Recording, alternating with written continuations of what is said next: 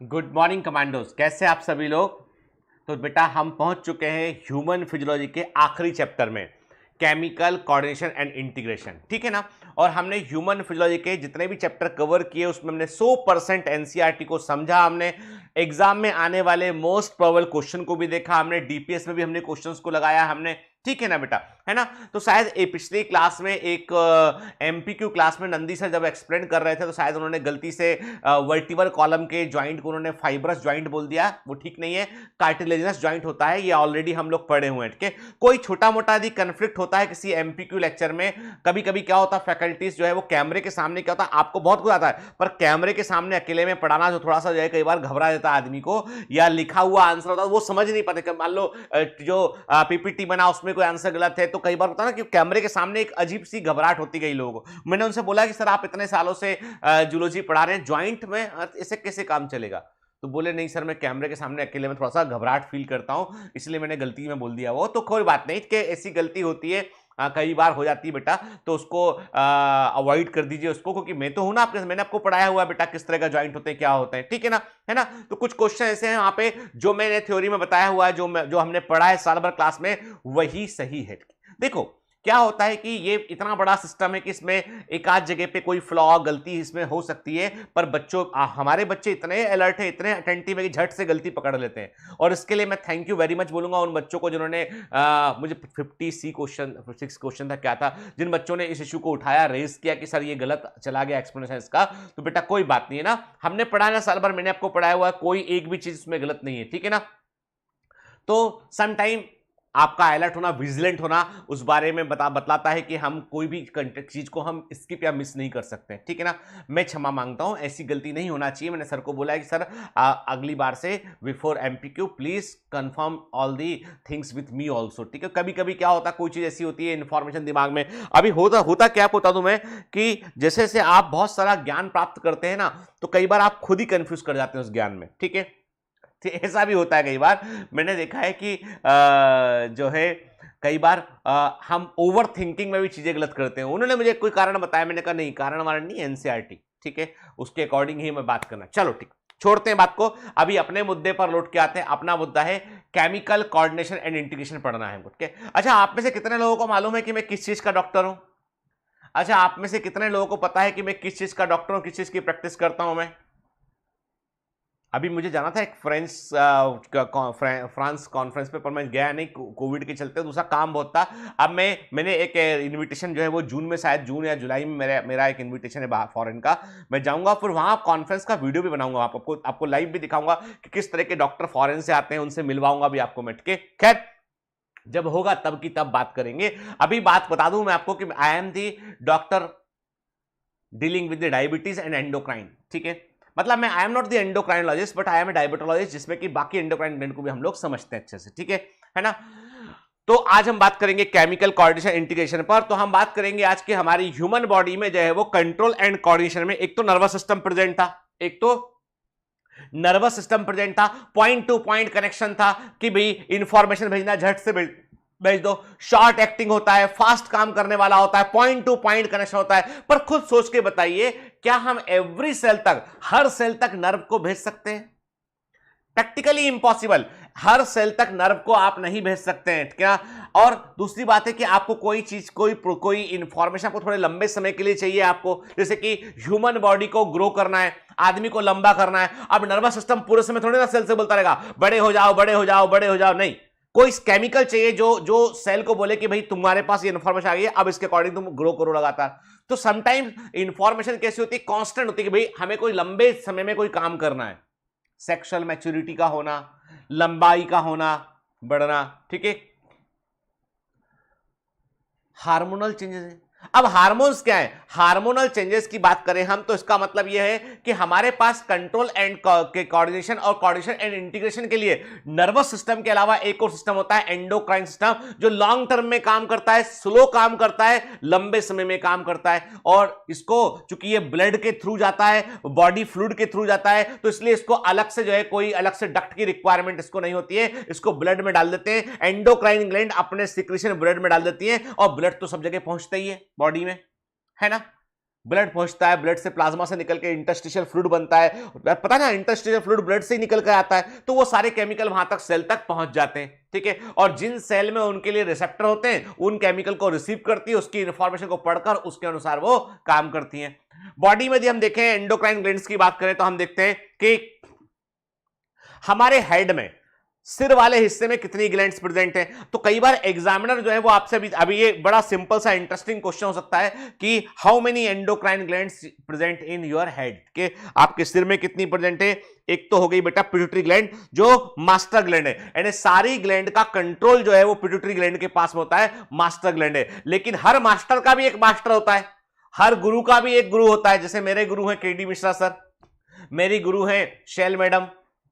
शैल madam की accuracy जबरदस्त है, मतलब शैल मैडम की मैं तारीफ करूंगा इस मामले में कि मेरी टीचर है वो, सच में मेरी टीचर है वो, मतलब वो जिस मेटिकुलस तरीके से, जो एक्यूरेट तरीके से काम करती हैं, मतलब नो फ्लॉ, कोई फ्लॉ नहीं है, ठीक है।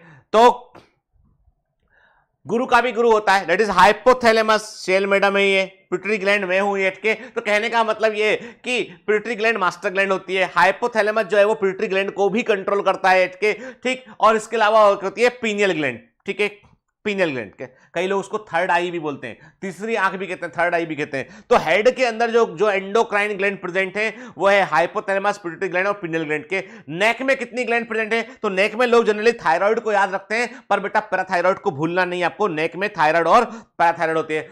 आपके थोरेक्स में कितनी एंडोक्राइन ग्लैंड प्रेजेंट है, आपके थोरेक्स वाले हिस्से में एक एंडोक्राइन ग्लैंड प्रेजेंट है, थाइमस। उम्र बढ़ने के साथ साथ घटने लगती है, तो थाइमस आपके थोरेक्स में प्रेजेंट है। एब्डोमेन में क्या है बेटा, हम देखते हैं पेंक्रियाज है, पेंक्रियाज में एक्सोक्राइन एंडोक्राइन दोनों पार्ट होते हैं। फिर एड्रिनल ग्लैंड होती है इसमें, ठीक है ना। पेल्विस वाले हिस्से में क्या है, टेस्टिस प्रेजेंट है आपका, और जो है वो ओवरी प्रेजेंट है आपका। ओवरी फीमेल में होता है, टेस्टिस मेल में होता है, ठीक है, क्लियर।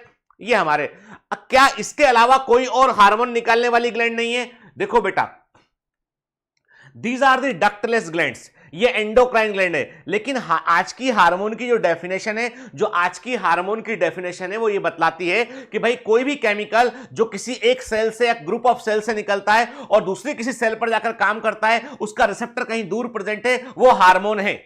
तो उसके इस डेफिनेशन के चलते क्या हो गया, पहले के जमाने में लोग बोलते थे जो एंडोक्राइन ग्लैंड से निकलेगा वो हार्मोन। साइंटिस्ट बोले नहीं भैया ये कंफ्यूजिंग है, ये समझ लो तुम, कोई भी ऑर्गन, कोई भी ग्रुप ऑफ सेल से यदि कोई केमिकल निकलता है और वो केमिकल दूर की किसी सेल को जाकर अफेक्ट करता है, उससे काम करवाता है, वो भी हार्मोन है। प्रोस्टाग्लैंडिन्स हार्मोन है, कोलसिस्टोकाइनिन हार्मोन है, पेंक्रियोजाइमिन हार्मोन है, सिक्रेटिन हार्मोन है, गैस्ट्रिन हार्मोन है, स्टमक से निकल रहा है, स्मॉल इंटेस्टाइन से निकल रहा है, ठीक है, ये भी हार्मोन है। तो कहने का मतलब है हार्मोन के अब तो मल्टीपल सोर्स हो गए, मतलब जो नॉन एंडोक्राइन बॉडी पार्ट्स है वो भी हार्मोन को सिक्रेट कर सकते हैं, ठीक है। चलिए इस पर भी बात करेंगे, है ना मजेदार एंट्री इसकी चैप्टर की। तो देखते हैं हम क्या लिखा है ना। हम अपने पॉइंट के अकॉर्डिंग बात करेंगे हम कि नर्व फाइबर वो हमारी हर सेल तक नहीं पहुंच सकते हैं, तो कोशिकीय फंक्शंस को रेगुलेट करने के लिए हमको कोऑर्डिनेशन कंट्रोल की आवश्यकता होगी। लंबे समय तक रेगुलेट करने के लिए वहां पर हार्मोन्स रोल प्ले करते हैं। न्यूरो एंडोक्राइन सिस्टम जो होता है, मतलब हमारा नर्वस सिस्टम और एंडोक्राइन सिस्टम दोनों साथ मिलकर काम करते हैं और कोऑर्डिनेशन और इंटीग्रेशन करते हैं। आपको मैंने कहा था कि नर्वस सिस्टम हमारे एंडोक्राइन सिस्टम से कनेक्ट होता है। थ्रू विच पार्ट, जल्दी जल्दी बोलो, जोर से बोलो, मैं सुन लूंगा, जोर से बोलो। किस पार्ट के थ्रू हमारा एंडोक्राइन सिस्टम और नर्वस सिस्टम आपस में टिंग कनेक्टेड होता है? पार्ट क्या है? वो पार्ट है हाइपोथैलेमस। क्या है वो बेटा? हाइपोथैलेमस के फोर ब्रेन का पार्ट है ना, ब्रेन का पार्ट है। लेकिन हाइपोथैलेमस में कुछ हाइपोथैलेमिक न्यूरॉन ऐसे होते हैं जो सिक्रेटरी नेचर के होते हैं और वो केमिकल्स को रिलीज करते हैं और वो केमिकल पिट्यूटरी ग्लैंड का कंट्रोल करते हैं। तो हाइपोथैलेमस जो है वो हमारे नर्वस सिस्टम को एंडोक्राइन सिस्टम में कनेक्ट करता है। इसलिए रात में देर तक जगने से वजन बढ़ जाता है, इस पर टेंशन में रहने पर कई बार बीमारियां हो जाती हैं, क्योंकि आपका ब्रेन का कनेक्शन आपके एंडोक्राइन सिस्टम से है। ठीक है, वेल प्रूवन फैक्ट है ये। एंडोक्राइन ग्लैंड डक्टलेस ग्लैंड होती है।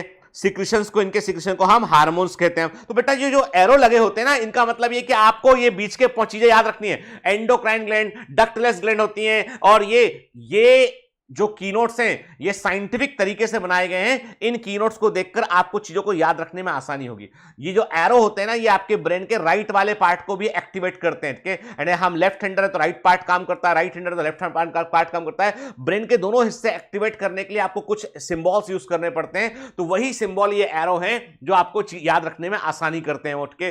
तो एंडोक्राइन ग्लैंड डक्टलेस ग्लैंड है, जिनसे निकलने वाले सिक्रेशन को हम हार्मोन्स कहते हैं, ठीक है। हार्मोन्स वे केमिकल होते हैं जो एंडोक्राइन ग्लैंड से निकलते हैं और सीधे ब्लड में रिलीज किए जाते हैं और ये अपने टारगेट ऑर्गन तक पहुंचते हैं, ये अपने टारगेट ऑर्गन तक पहुंचते हैं। और ये नॉन न्यूट्रिएंट, इनसे कोई एनर्जी नहीं निकलती है, ये कभी भी डाइजेशन में यूज नहीं होते हैं, कि नॉन न्यूट्रिएंट होते हैं। और ये इंटरसेलुलर मैसेज होते हैं, ये सेल टू सेल इंफॉर्मेशन को भेजते हैं। मतलब एक होती है सिक्रेटरी सेल और एक होती है टारगेट सेल जो रिसीव करती है इंफॉर्मेशन को, ठीक है। और ये हमेशा थोड़ी मात्रा में बनते हैं और उतनी ही मात्रा में बनते हैं जितनी इनकी आवश्यकता होती है, ठीक है।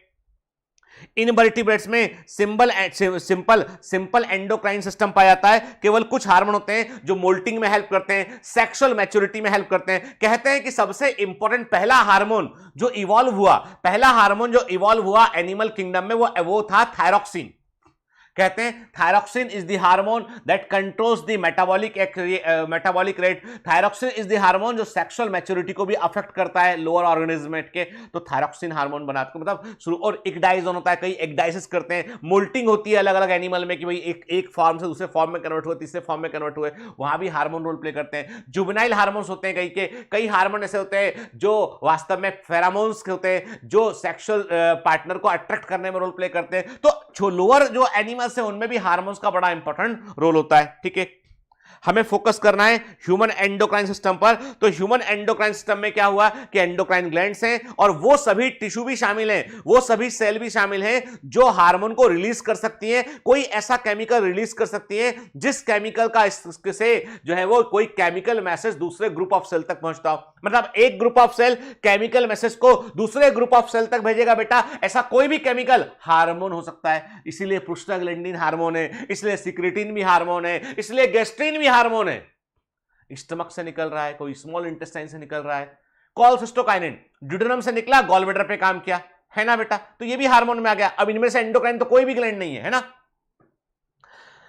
पिट्यूटरी ग्लैंड हुआ, pineal gland, thyroid, adrenal, pancreas, parathyroid, thymus, gonads हुए, टेस्टिस मेल में और ओवरी फीमेल में। और इसके अलावा आपका GIT gastrointestinal tract, gastrin, secretin, cholecystokinin, ये सब वहां से निकल रहे हैं आपके, ठीक है ना बेटा। ठीक, फिर हम कह रहे हैं किडनी से निकलता है रेनिन, ठीक है, हार्ट से निकलता है एएनएफ, ठीक है ना, that also plays very important role, ठीक है। सर्टेन केमिकल्स लिवर से भी निकलते हैं बेटा, ठीक। हाइपोथैलेमस हमारे फोरब्रेन के, डाइसेफ्लॉन इज द फोरब्रेन के, तो डाइसेफ्लॉन फोरब्रेन के बेसल पार्ट में हाइपोथैलेमस होता है। क्या होता है उसमें? सेरिब्रल कॉर्ड, सेरिब्रम होता है बेटा, फिर थैलेमस होता है, थैलेमस के नीचे हाइपोथैलेमस होता है। कब पढ़ा हमने? भूल गया सब कुछ, याद नहीं अब कुछ, इस टेंशन ने मेरी जान ले ली। एक गाना था, है ना, नूरी मूवी कोई थी, बहुत पुरानी मूवी, कोई गाना, मम्मी को मालूम, मम्मी को पता होगा सब कुछ चीजें, पूछना मम्मी से के नूरी, है ना, भूल गया सब कुछ, याद नहीं अब कुछ, ठीक है, ऐसा कुछ गाना था। तो वो मैंने उस गाने को मॉडिफाई किया, मैंने कहा तुम्हारे लिए गाना बनाऊं मैं। भूले तो नहीं ना कि थैलेमस का होता है, हाइपोथैलेमस का भूल गए ना, तो अभी क्या कहाँ है मेरे पास, कोई डंडा वंडा दिख नहीं रहा कहीं पे, है ना, वो डंडे से पिटाई लगानी पड़ेगी तुम्हारी, ठीक है। एक रखूंगा यहाँ पे छड़, एक छड़ी यहाँ पे मेरे पास होना चाहिए। जब बचपन में हम लोग पढ़ा करते थे ना, तो मेरा बीच वाला भाई बहुत बदमाशी करता था पढ़ने में, तो पिताजी मेरे एक छड़ी रखते थे। सोच रहा हूँ वो छड़ी कुछ ऐसी मिल जाए यहाँ पर कि मम्मी को बोल दूंगा कि यहाँ पे छड़ी घुमाऊंगा तो मम्मी तुमको मारेगी छड़ी से, तुम नहीं पढ़ोगे, आंसर नहीं दोगे तो, ठीक है। चलो अभी लौट के आते हैं। तो सेरिब्रम था बेटा, थैलेमस, हाइपोथैलेमस के। हाइपोथैलेमस जो होता है ये फोरब्रेन का पार्ट होता है, ठीक है, और ये वो हिस्सा है जो नर्वस सिस्टम को एंडोक्राइन सिस्टम से कनेक्ट करता है, ठीक है ना। ये बॉडी फंक्शंस को रेगुलेट करता है। कई सारे इसमें न्यूरोसिक्रेटरी सेल होती है, याद रखना, ठीक है। इसमें इन सेल्स में को हम क्या बोलते हैं, न्यूक्लियाई बोलते हैं इनको, इन सेल्स को न्यूक्लियाई बोलते हैं, न्यूरोसिक्रेटरी सेल्स को न्यूक्लियाई कहते हैं। और ये हार्मोन्स को रिलीज करती है। और ये हार्मोन क्या, अब देखो बेटा, ये जो हार्मोन होते हैं वो दो प्रकार से होते हैं, सुनना बात के। जो हाइपोथैलेमस के जो न्यूरोसिक्रेटरी सेल होती है उसके दो तरीके से काम करती है। एक तो न्यूरोसिक्रेटरी सेल हाइपोथैलेमस से केमिकल रिलीज करती है, सीधा ब्लड में डाल दिया। अब ये ब्लड तो पूरी बॉडी में पहुंच जाएगा, पर ऐसा नहीं होता। हाइपोथैलेमस से जो ब्लड निकलता है ना, जो ब्लड बाहर सप्लाई होती है वो पिट्यूटरी ग्लैंड को डायरेक्ट होती है। मतलब there is a portal system के, सर्कल ऑफ विलीज बोलते हैं इसको, सर्कल ऑफ विलीज। अब ये एनसीईआरटी में नहीं है, ये मेडिकल की बुक्स के अंदर है, ये हायर लेवल इंफॉर्मेशन है, पर इतना दिमाग में रखो कि एक ब्लड सप्लाई का सिस्टम ऐसा होता है, सर्कल ऑफ विलीज कहते हैं, जो हाइपोथैलेमस में जो भी केमिकल निकलते हैं उन केमिकल को वो एंटीरियर पिट्यूटरी ग्लैंड में लेके आता है। कहां लेके आता है? उन केमिकल्स को वो एंटीरियर पिट्यूटरी ग्लैंड में लेके आता है। मतलब हाइपोथैलेमिक केमिकल्स जो होते हैं वो निकलने के बाद एंटीरियर पिट्यूटरी ग्लैंड के पास पहुंचते हैं और रिलीज हार्मोन के समान काम करते हैं, रिलीज हार्मोन के समान काम करते हैं। Gonadotropin releasing hormone, gonadotropin releasing hormone वो हाइपोथैलेमस से निकलता है, वो एंटीरियर पिट्यूटरी ग्लैंड के पास गया और उससे बोला, बॉस ने कहा है निकालो गोनेडोट्रोपिन। अब गोनेडोट्रोपिन क्या है? एफएसएच और एलएच, वो एंटीरियर पिट्यूटरी ग्लैंड से बाहर निकलेंगे, है ना। फिर दूसरी कुछ न्यूरोसेक्रेटरी सेल ऐसी होती है हाइपोथैलेमस की, जो सीधा हाइपोथैलेमस से आती है और वो पिट्यूटरी ग्लैंड के पिछले हिस्से में पहुंच जाती है। मतलब हाइपोथैलेमस का ही एक्सटेंशन है वो, जो पोस्टीरियर पिट्यूटरी ग्लैंड के अंदर पहुंचा हुआ है और वहां से सिक्रेशन रिलीज करती है। नाम लग रहा है पोस्टीरियर पिट्यूटरी ग्लैंड का, कि पोस्टीरियर पिट्यूटरी ग्लैंड से कौन सा हार्मोन निकला? हमने कहा एडीएच निकला, एडीएच निकला, पर वो वहां से नहीं निकला है, वो हाइपोथैलेमस से डायरेक्ट निकला है। हाइपोथैलेमस ने क्या किया कि वो छिपा के अपना न्यूरॉन वहां भेज दिया और वहां से पोस्टीरियर पिट्यूटरी ग्लैंड से निकला। ओके, तो बेसिकली पोस्टीरियर पिट्यूटरी ग्लैंड के सिक्रेशन जो है वो हाइपोथैलेमिक न्यूरॉन के ही सिक्रेशन होते हैं। देखते हैं आगे हम इमेज, एनसीईआरटी भी पढ़ते हैं इसमें हम, ठीक है। हाइपोथैलेमिक हार्मोन दो तरह के होते हैं, एक होता है रिलीजिंग हार्मोन, जो पिट्यूटरी हार्मोन सिक्रेशन होते हैं, स्टिमुलेट करते हैं। दूसरे होते हैं इनहिबिटिंग हार्मोन होते हैं, एक प्रमोट करने वाले होते हैं, एक इनहिबिट करने वाले होते हैं, कोई चीज को रोकने वाले होते हैं, ठीक है ना, क्लियर। अब देखो, गौर से देखो कि गौर से देखिए इसको आप, ये है हाइपोथैलेमस और पिट्यूटरी ग्लैंड का कनेक्शन के। अब गौर से देखो कि हाइपोथैलेमस में आपने देखा कि ये हाइपोथैलेमिक न्यूरॉन को रिलीज करने वाली न्यूरोसेक्रेटरी सेल है। ये क्या है? ये बेटा ये है न्यूरोसेक्रेटरी सेल है, ठीक है ना, हाइपोथैलेमिक न्यूरॉन से, ठीक है। अब ये क्या हो रही है बेटा? देखो, ये वाली सेल अपना सिक्रेशन रिलीज कर रही है, कहां पर? ये वाली सेल अपना सिक्रेशन रिलीज कर रही है इस ब्लड सप्लाई में। देखो, पोर्टल सर्कुलेशन, ये क्या है? Circle of Willis. देखो एनसीईआरटी ने कितना छिपा के लिखा है, डायग्राम में डाल दिया। थ्योरी में लिखने में इनकी पता नहीं जान निकल रही थी क्या? अरे थ्योरी में 2 लाइन लिख देते बंदे की, बेचारा डायग्राम में भी निकाले इन्फॉर्मेशन बैठ के। तुम्हें ना, तुमको मतलब इतना नहीं आलस किया करो, पढ़ थोड़ा लिख दिया करो ना, बच्चे बेचारे। तुम सोचते हो डायग्राम में छिपा के लिखा था मैंने, तूने देखा क्यों नहीं? मैं एनसीईआरटी कवर में देख, मैंने बनाया हुआ था। कवर कहां गया एनसीईआरटी का? कहीं दिखेगा बुक में तो बताता हूं कि एनसीईआरटी कवर में मैंने कुछ बनाया हुआ था, तूने देखा क्यों नहीं? तेरी गलती, दिखाता हूं मैं कवर में, है ना, कि तूने क्यों पढ़ा क्यों नहीं। अब वो तो ये ऐसी वाली बात है ना कि जिसके बारे में क्या करेगा आदमी भाई, ठीक है ना। मान लो आपको कोई भरोसा नहीं, वो पूछ ले आपसे, बता एनसीईआरटी के पहले पेज में कौन सा कीटाणु, कौन सा इंसेक्ट बना हुआ था? अरे बाप रे, बीटल्स था ये तो। My God, this is the question, most important question. अब इतना भी नहीं करो एनसीईआरटी से, कहने का मतलब ये कि तुम डायग्राम में लिख रहे हो पोर्टल सर्कुलेशन, अंदर लिखने में शर्म आ रही थी, ठीक है। कोई सुन रहा है तो सुन लो, ठीक है। और जो है कम से कम अगली बार इंप्रूव कर दो वर्जन में, ठीक है। अरे आप बोलोगे हमको क्यों बता रहे हो सर, उसको डायरेक्ट सुन कौन रहा अपनी, उसको जाके बताएं। तो सुनो मेरी बात के, तुम बहुत भले हो जो मेरी बात सुन रहे हो। तो सर्कल ऑफ विलीज जो है, पोर्टल सर्कुलेशन देख रहे हो आप, कहां पर प्रेजेंट है? आपके हाइपोथैलेमस और पिट्यूटरी ग्लैंड के बीच प्रेजेंट है, और ये एनसीईआरटी में लिखा है बेटे, भूलना मत, ठीक है। पोर्टल सर्कुलेशन, एक तो आपको पता है हेपेटिक पोर्टल सिस्टम है, दूसरा ये सर्कल ऑफ विलीज वाला है, भूलना मत। एग्जाम में आ सकता है और एग्जामिनर फिर कह देगा कि डायग्राम में तो था, तूने क्यों नहीं पढ़ा? तो भैया इसलिए ध्यान रखना है ना। फिर देखो, फिर आप देख रहे हो हाइपोथैलेमिक न्यूरॉन, ये देखो निकला सीधा कहां गया? पोस्टीरियर पिट्यूटरी ग्लैंड में। देखो सीधा पोस्टीरियर पिट्यूटरी ग्लैंड के अंदर आ गया, सीधा पोस्टीरियर पिट्यूटरी ग्लैंड के अंदर आ गया, ठीक है, हाइपोथैलेमिक न्यूरॉन, ठीक है। देखो, तो इसका सिक्रेशन बेसिकली हाइपोथैलेमिक न्यूरॉन का ही सिक्रेशन होगा। और इसका सिक्रेशन कैसे होता है? देखो, ये ब्लड सप्लाई यहां पे हुआ, यहां पे इसने रिलीजिंग केमिकल को रिलीज किया इसने, और एंटीरियर पिट्यूटरी को उसने कंट्रोल किया। डायग्राम फिगर 22.2 को गौर से देखिए, ठीक है ना। आया मजा? तो गोनेडोट्रोपिन रिलीजिंग हार्मोन जो है जीएनआरएच क्या करते हैं बेटा? ये एंटीरियर पिट्यूटरी ग्लैंड पे काम करेंगे, ये है ना, एंटीरियर पिट्यूटरी ग्लैंड पे काम करेंगे। क्या निकलवाएंगे? गोनेडोट्रोपिन को निकलवाएंगे। क्या होगा? एफएसएच और एलएच इज दी गोनेडोट्रोपिन, ठीक है ना। चलिए आगे बढ़ते हैं। तो ये क्या, ये प्रोमोटिंग हार्मोन, स्टिमुलेटिंग हार्मोन हो गया। सोमेटोस्टेटिन क्या, इनहिबिटिंग हार्मोन हो गया। ये ग्रोथ हार्मोन के एंटीरियर पिट्यूटरी ग्लैंड से, जो एंटीरियर पिट्यूटरी ग्लैंड होती है, जो हमारी पिट्यूटरी ग्लैंड होती है, उसमें एंटीरियर और पोस्टीरियर पार्ट होता है, तो एंटीरियर पिट्यूटरी ग्लैंड से ये ग्रोथ हार्मोन के निकलने को इनहिबिट करती है, ठीक है। फिर this hormone originating in the hypothalamic neuron में बनते हैं और pass through the axon and release in their nerve ending. This hormone reach to the pituitary gland through a portal circulatory system, ठीक है ना, सर्कल ऑफ ब्लिस के, ठीक है, सर्कल ऑफ आप बोलोगे इतना बोला, लिखा तो है सर, हाँ लिखा है ना, सर्कल ऑफ, इसको एक्सप्लेन नहीं किया ठीक से उन्होंने, ठीक है ना, ठीक। तो अरे यार कभी कभी ऐसा होता है। तो कहने का मतलब ये है कि regulate the function of the anterior pituitary gland, the posterior pituitary is under the direct neural control. देखो posterior pituitary direct neural control में, और एंटीरियर पिट्यूटरी जो है वो बेसिकली एक पोर्टल सर्कुलेटरी सिस्टम के थ्रू है। और प्लीज बेटा इसका नाम है सर्कल ऑफ विलीज, ठीक है, सर्कल ऑफ विलीज, ठीक है ना, क्लियर।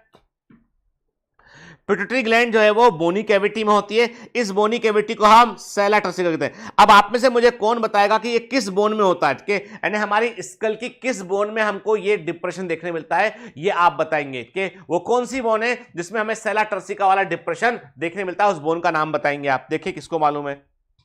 ये हाइपोथैलेमस से, एक स्टॉक से जुड़ा होता है और इसके दो पार्ट होते हैं, adeno hypophysis and neuro hypophysis. Adeno hypophysis का मतलब है एंटीरियर पिट्यूटरी ग्लैंड और न्यूरो हाइपोफाइसिस का मतलब है पोस्टीरियर पिट्यूटरी ग्लैंड, ठीक है ना, ठीक है। एडिनो हाइपोफाइसिस जो है उसके दो पोर्शन होते हैं, पार्स डिस्टलिस और पार्स इंटरमीडिएट के दो पोर्शन। डिस्टलिस बोलेंगे तो दूर वाला और इंटरमीडिएट मतलब बीच वाला, ठीक है ना बेटा, है ना, ठीक। पार्स डिस्टलिस जो होता है उससे क्या निकलता है, यानी जो आपका एडिनो हाइपोफाइसिस है, एंटीरियर पिट्यूटरी ग्लैंड है, उससे के पार्स डिस्टलिस रीजन से क्या निकलता है, उससे निकलता है, इसे एंटीरियर पिट्यूटरी ग्लैंड कहते हैं हम इसको। इससे निकलता है growth hormone, prolactin, thyroid stimulating hormone, adrenocorticotrophic hormone, luteinizing hormone and follicle stimulating hormone. Hormones के नाम याद रखना बेटा, ठीक। ग्रोथ हार्मोन आपके लॉन्ग बोन पर जाके काम करेगा, बॉडी की सेल्स पे जाके काम करेगा, आपकी ग्रोथ को बढ़ाएगा, आपकी लंबाई को बढ़ाएगा ये, ठीक है ना, क्लियर। ग्रोथ हार्मोन वहां काम करेगा। प्रोलैक्टिन जो होता है इसका संबंध जो है वो मिल्क प्रोडक्शन से, ठीक है, ठीक है, मेमोरी ग्लैंड पे काम करता है। फिर और साथ में हम कहते हैं कि जो है वो थायराइड स्टिमुलेटिंग जो हार्मोन है वो थायराइड ग्लैंड पे काम करेगा। आपका एड्रेनोकॉर्टिकोट्रोफिक हार्मोन जो है वो एड्रेनल ग्लैंड पे काम करेगा। वो ल्यूटिनाइन हार्मोन जो है वो आपके कहां काम करेंगे बेटा, ये ल्यूटिनाइन हार्मोन आपके जो है वो वास्तव में जो है वो ओवरी पर और टेस्टिकल्स पे जाके काम करेंगे वो, ठीक है ना। फॉलिकल स्टिमुलेटिंग हार्मोन फॉलिकल को मैच्योर करने में काम करेगा, ठीक है। एलएच जो है वो जो है बेसिकली क्या होता है बेटा, आपके ओवुलेशन में हेल्प करता है, ठीक है। और यदि हम मेल में बात करें तो मेल में जो है एफएसएस क्या करता है बेटा, एफएसएस जो है वो स्पर्मेटोजेनेसिस में एलएच और एफएसएस रोल प्ले करते हैं। एलएच बेसिकली क्या होता है बेटा, एलएच बेसिकली जो है वो काम करता है अपना एंड्रोजन के सीक्रेशन में भी रोल प्ले करता है, ठीक है ना। आगे बात करेंगे इसमें, ठीक है। चलिए फिर पार्स इंटरमीडिया जो है वो बीच वाला भाग है, बेसिकली एंटीरियर पिट्यूटरी के हम एडिनो हाइपोफाइसिस का भाग मानते हैं इसको हम। उसमें एक आगे वाला हिस्सा है, एक बीच वाला हिस्सा है। बीच वाला हिस्सा है केवल एक हार्मोन इससे निकलता है, इसे मेलानोसाइट स्टिमुलेटिंग हार्मोन कहते हैं, एमएसएच कहते हैं हम, ठीक है ना, ठीक है। जनरली क्या होता है कि ह्यूमंस के अंदर एंटीरियर और पोस्टीरियर पिट्यूटरी दिखाई पड़ती है, इंटरमीडिएट पिट्यूटरी अलग से दिखाई नहीं पड़ती है, क्योंकि pars intermedia almost pars distance में मर्ज होता है, अलग से आइडेंटिफाई करना मुश्किल होता है इसको। न्यूरो हाइपोफाइसिस मतलब पार्स नर्वोसा वाला हिस्सा है, ठीक है। यहां पे न्यूरॉन्स आते हैं, हाइपोथैलेमस के न्यूरॉन यहां पर आते हैं, इसका नाम है न्यूरो हाइपोफाइसिस, ठीक है। पोस्टीरियर पिट्यूटरी ग्लैंड भी बोलते हैं इसको। ये बेसिकली दो हार्मोन को स्टोर करता है, रिलीज करता है, ये है ऑक्सीटोसिन और vasopressin. Love hormone is the oxytocin, vasopressin is the ADH anti diuretic hormone होता है, ठीक है। ये हाइपोथैलेमस में बनते हैं और इनको जो है वो न्यूरो हाइपोफाइसिस के थ्रू जो है वो रिलीज किया जाता है।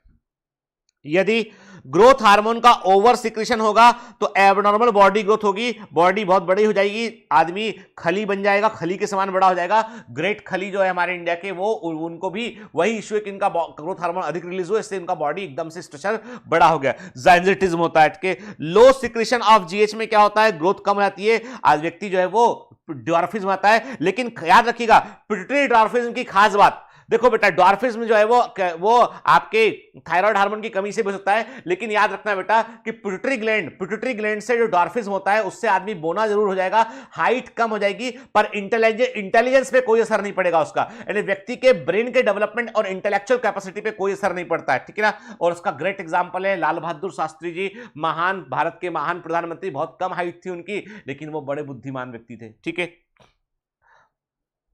Excess secretion of growth hormone यदि एडल्ट अवस्था में, देखो बेटा जाइंटिज्म कब होगा, जब बच्चों में जीएच का अधिक सिक्रेशन होगा तो वो जाइंट हो जाएंगे, बड़े हो जाएंगे, काफी बड़े साइज के हो जाएंगे।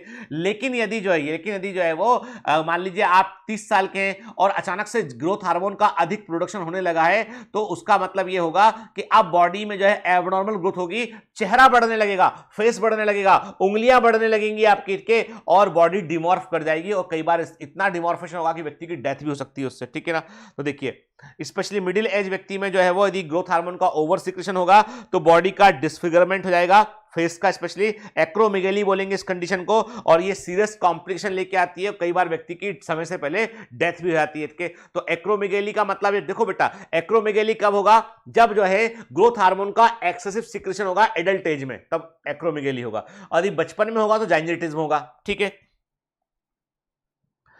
प्रोलैक्टिन का संबंध किसे, देखो ये भी एंटेरोपिट्यूटरी ग्लैंड का हार्मोन है। प्रोलैक्टिन का संबंध क्या है, मेमोरी ग्लैंड की ग्रोथ को रेगुलेट करता है ये, और उसमें मिल्क के फॉर्मेशन को प्रमोट करता है प्रोलैक्टिन, ठीक है।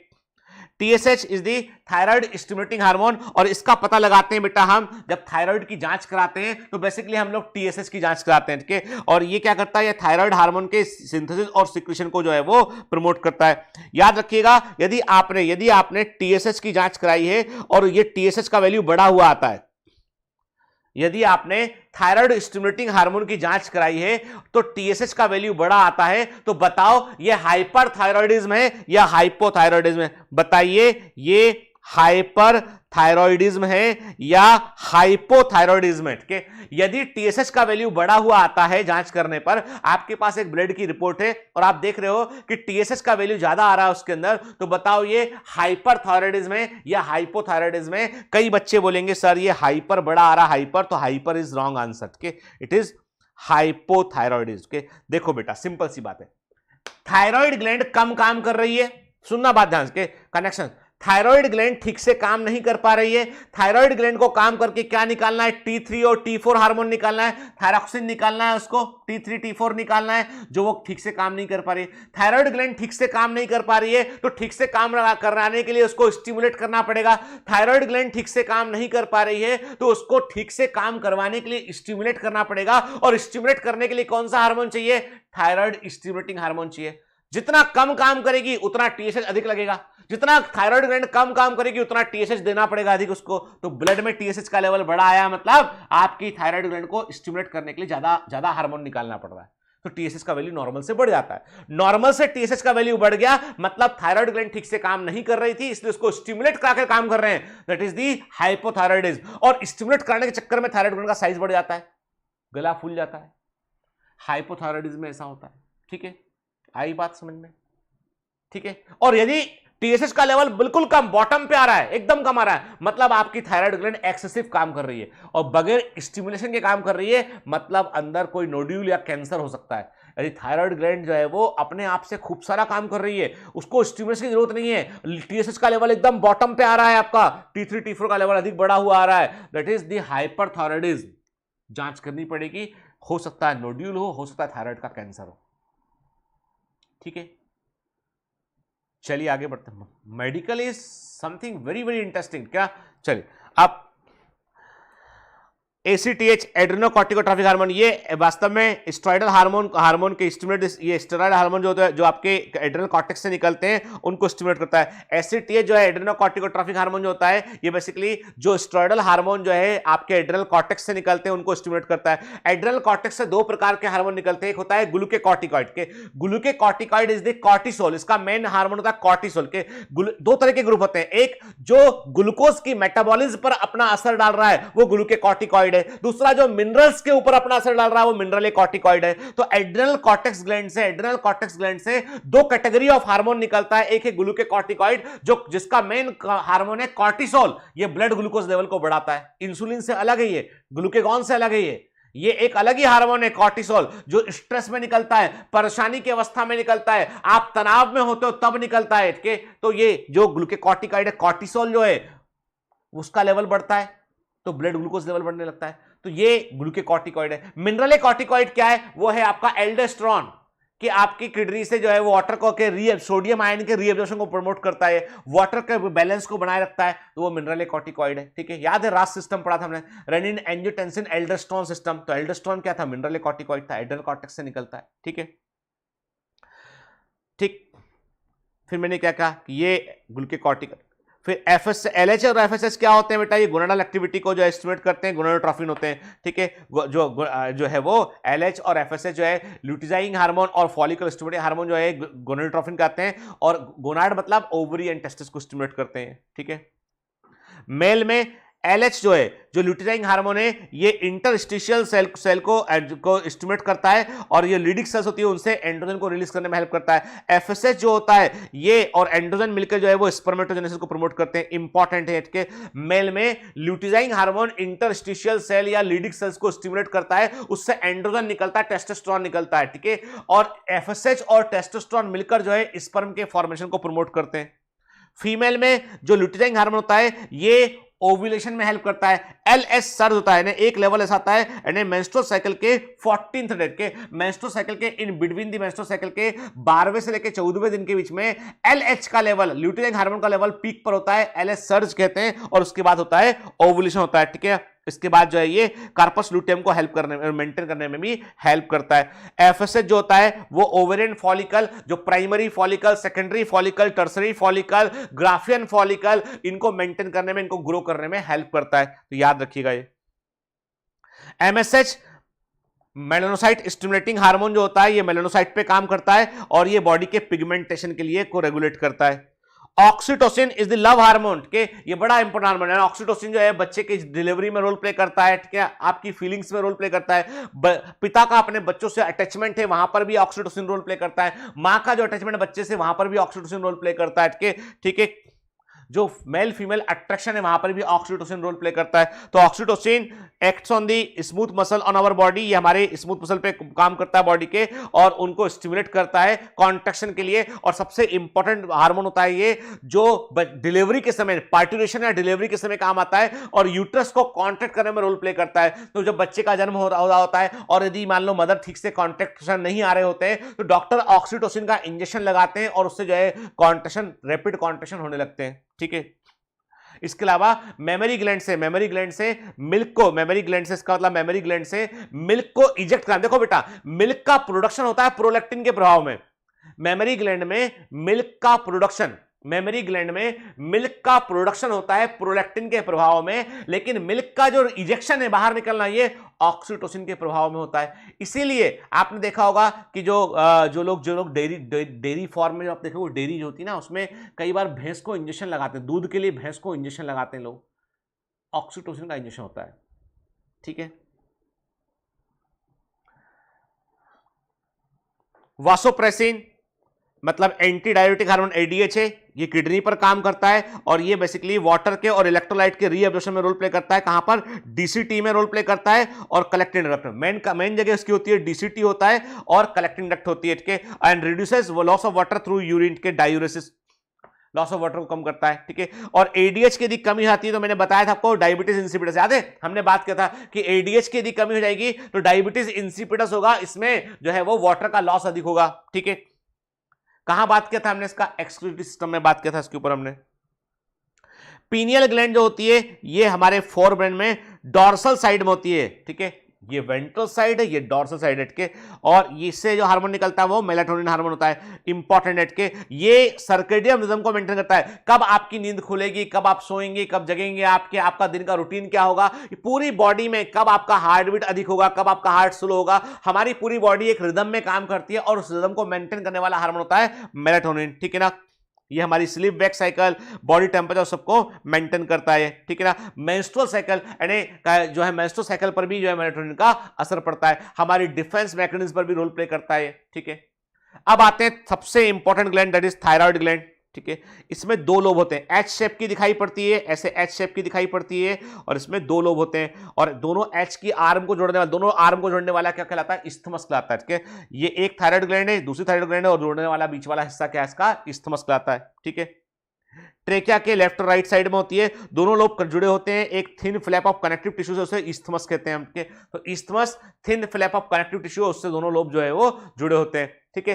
थायराइड ग्लैंड में क्या होता है, फॉलिकल्स और स्ट्रोमल टिश्यू होते हैं। थायराइड ग्लैंड में फॉलिकल एंड थायराइड ग्लैंड में कुछ थैलियां फॉलिकल्स प्रेजेंट होते हैं, ठीक है। एंड यहां पर ऑलरेडी हार्मोन बनाकर रखा होता है और इन फॉलिकल से निकल रहा होता है, वो स्ट्रोमल टिश्यू होता है। हर एक थायराइड फॉलिकल में क्या होता है, उसमें फॉलिकुलर सेल पाई जाती है, उसमें कैविटी होती है, और ये जो फॉलिकुलर सेल होती है ये दो हार्मोन को बनाती है, एक है थायरोक्सिन T4 टेट्रा आइडोथायरोनिन और तीसरा है T3 ट्राई आइडोथायरोनिन। क्या, तो प्लीज याद रखिएगा कि एक है T4 टेट्रा आइडोथायरोनिन और दूसरा है T3 ट्राई आइडोथायरोनिन। मतलब iodine is the component of the hormone, इसलिए आयोडाइज सॉल्ट लेने को कहा जाता है। इसलिए आयोडीन की कमी से ग्वाइटर होता है। आयोडीन यदि नहीं होगा डाइट में तो आपका थायराइड ग्लैंड ठीक से काम नहीं करेगा, ठीक है। तो आयोडीन जो है वो एसेंशियल होता है हार्मोन के बनने के लिए, ठीक है। देखिए आप डायग्राम देखा, देखो बेटा एनसीईआरटी के डायग्राम पर पूरा फोकस देना है हमको, पूरा फोकस रखना है, याद रखना है हमको, ठीक है ना।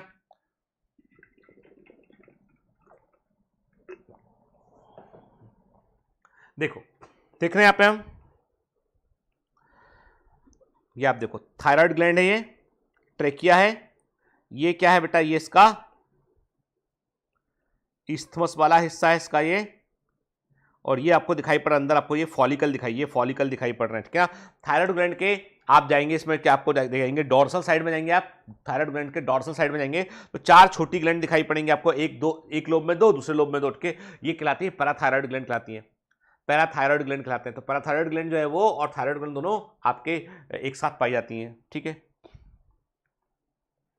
आयोडीन की कमी होने पर क्या होता है, ग्वाइटर होता है, हाइपोथायराइडिज्म होगा और थायराइड ग्लैंड का साइज बढ़ जाएगा। क्यों साइज बढ़ जाएगा, अब प्रश्न उठता है कि ग्वाइटर में साइज क्यों बढ़ गया थायराइड ग्लैंड का, क्योंकि भैया हो ये रहा है कि आयोडीन डाइट में नहीं है, आयोडीन तुम खा नहीं रहे हो, थायराइड हार्मोन बन नहीं पा रहा है। जब थायराइड हार्मोन नहीं बन पा रहा है तो पिट्यूटरी ग्लैंड को लग रहा है कि थायराइड ग्लैंड कम काम कर रही है, तो पिट्यूटरी ग्लैंड से क्या निकल रहा है, टीएसएच निकल रहा है, बड़ी मात्रा में टीएसएच निकल रहा है, और टीएसएच जाके थायराइड ग्लैंड को स्टिमुलेट कर रहा है कि और हार्मोन बनाओ, हार्मोन कम पड़ रहा है। थायराइड ग्लैंड जो है उसके प्रभाव में आके अपना साइज बढ़ाती है कि हम कर रहे हैं काम और साइज बढ़ा रहे हैं, और साइज बढ़ा रही है, लेकिन हार्मोन बन ही नहीं पा रहा है क्योंकि आयोडीन नहीं है। आयोडीन ने थायराइड ग्लैंड का साइज तो बढ़ गया, गला तो फूल गया, लेकिन हार्मोन बन नहीं पा रहा है क्योंकि आयोडीन डाइट में प्रेजेंट नहीं, आयोडीन के बगैर हार्मोन बन ही नहीं सकता है, ठीक है, क्लियर।